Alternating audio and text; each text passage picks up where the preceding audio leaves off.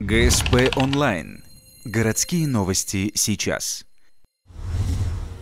Воскресенье, 15:00. Универсальный спортивный комплекс. 12 команд из Ухты и Сосногорска борются за новую награду – Кубок осени. Все сборные разделены на 3 подгруппы. Встречаются местные команды группы А – «Транзит» против «Планета Университет-2» и «Вестер» против «Планета Университет».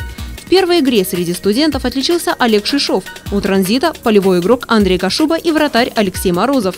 Матч закончился победой «Транзита» со счетом 2-1. Несмотря на проигрыш, университетская команда считается одним из лидеров. Фавориты – команда «Шахтер», команда «Лавр».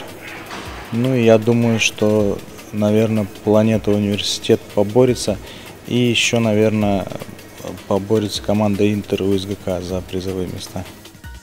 Следующий матч оказался более зрелищным. «Планета Университет» в сухую разгромила «Вестер». Неудивительно, ведь студенческая команда играет в высшей лиге, а «Вестер» во второй. Не последнюю роль сыграло и число игроков. В команде «Вестер» был лишь один запасной. Под конец встречи футболисты даже взяли тайм-аут не для того, чтобы обсуждать тактику, а чтобы передохнуть. Итоговый счет 19-0. Больше всех отличился университетский капитан, сделавший покер, то есть забил 4 мяча. Цели полностью выполнили, играли в пас, комбинационно, пробовали разные тактические схемы. Все получалось у нас. Игры за Кубок осени продолжатся до середины октября, каждые выходные в универсальном спортивном комплексе. Победителя выявит олимпийская система плей-офф. Наградят не только лучшие команды, но и отличившихся футболистов.